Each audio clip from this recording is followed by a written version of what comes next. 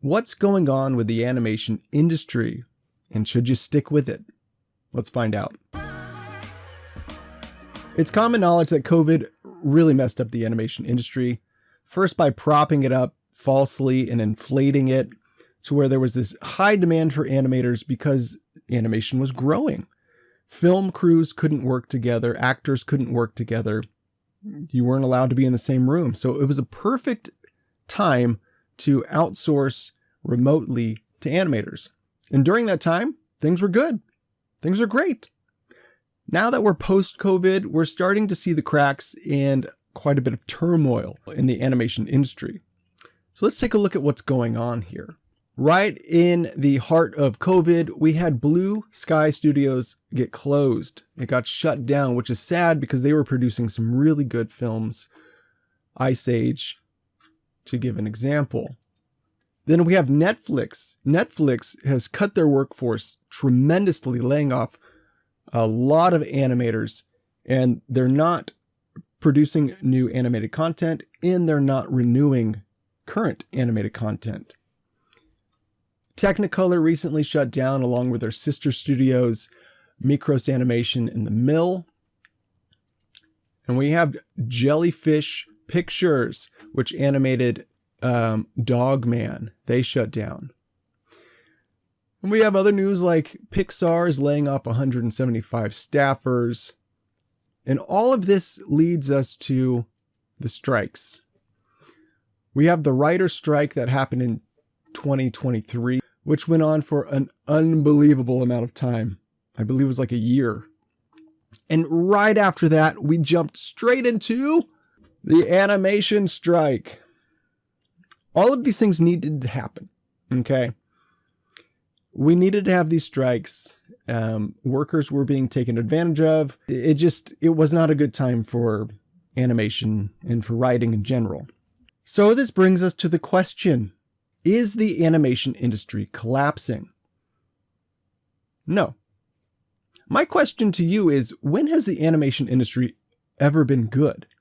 Yeah, we've produced good films, we've made money, and studios have hired, but there's always been turmoil since the beginning of animation. One of the first animation strikes happened in 1937. Animators were not being paid living wages. They needed more money because when you were looking at the studios and what they were making, it didn't line up with what the animators were making. There should have been a share of profits, and there wasn't. And it just wasn't sustainable for animators to live. Again, we have another strike in 1941. The Disney artist strike of 1941 changed animation forever, and for the better. We also have a strike in 1982. Okay. So the animation industry has never been perfect.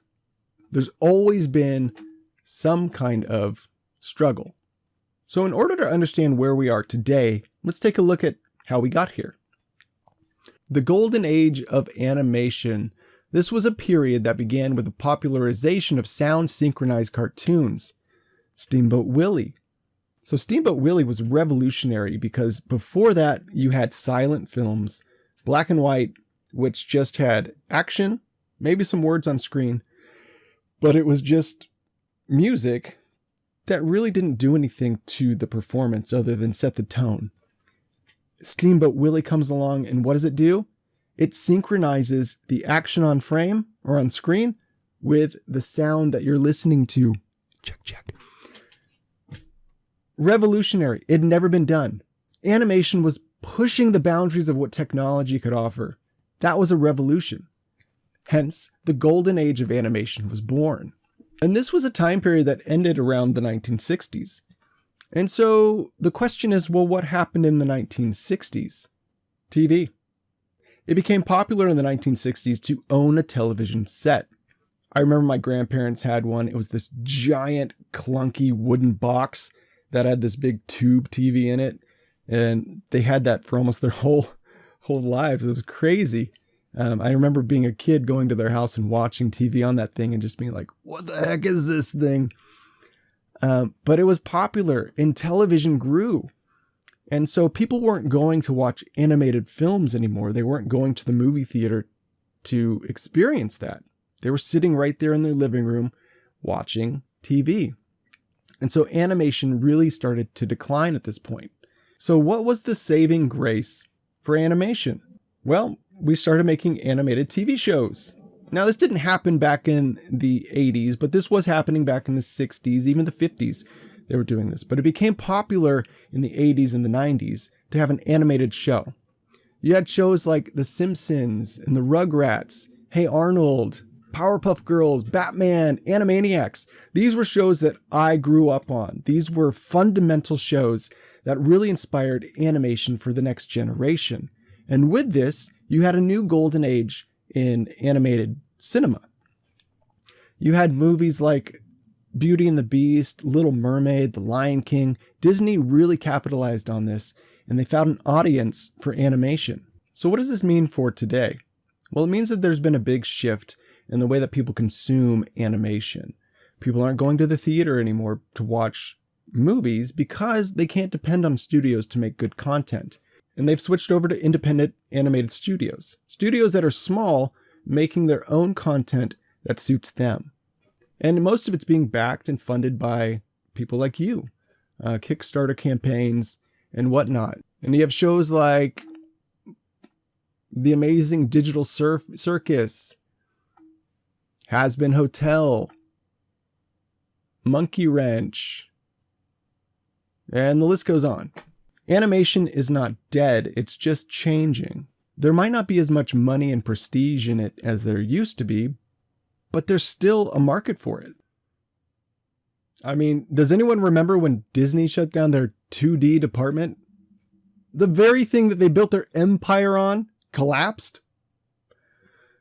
I remember when this happened, I was just graduating college back in 2009, and they had released this movie right here, The Princess Frog, and they were kind of putting all their eggs in this basket saying, if this movie doesn't do well, it's the end of 2D animation. And I remember thinking, I'm glad I'm a 3D animator. But we rebounded. 2D animation has had this huge revival. Big studios, small studios, there's a huge market for it, and people love it. It was never about the style. That's what they got wrong. It's not the style of animation that you use, it's the stories that you tell. And unfortunately, they weren't telling the kind of stories that people wanted to hear. Nothing against The Princess Frog. I thought it was a good movie. It just didn't have that attraction that some of the other classics had, and they missed the mark. So even though Disney, one of the biggest animation studios on the planet, closed their 2D studio down, the animation industry rebounded, and there's been a rebirth. There was a lot of uncertainty in that time about what was going to happen with animation in general, and guess what? It came out okay. I can tell you from experience, after running a studio for more than 10 years, there's been many a time where I've thought to abandon ship, give up. Animation is not easy, and it never has been. But that's not why I'm an animator. Why do I want to continue to be an animator with so much uncertainty? It's simple. I think back to the very first animation I ever did. And when I hit play and watched it, it was like magic. To see my drawings come to life, it was indescribable. And even through my awkward, uncomfortable years of 3D animation, where I was producing unspeakable horrors, it was still amazing. Each one of those animations was like a kid to me. And even though they didn't look right or do the things that I wanted them to do, they were mine. And I was able to produce something out of nothing. And over the years, you hone your skills, and I've gotten better, and I assume that you have too, or you will continue to. There's something about watching your creations come to life that's inescapable. We're drawn to it. And that's why I've stuck with animation. And I have a feeling that's why you've stuck with it too. So for all the uncertainty that the animation industry has to offer, I hope you stick with it and continue to work on your art. Continue to network and meet creative people. Do collaborations, work with other artists on their projects, and invite artists to work on your project. Okay, build a community, and that's what we need to be doing. Don't focus on what Hollywood or the industry is doing. Focus on what you and your community is doing. Hope you guys have a great creative day.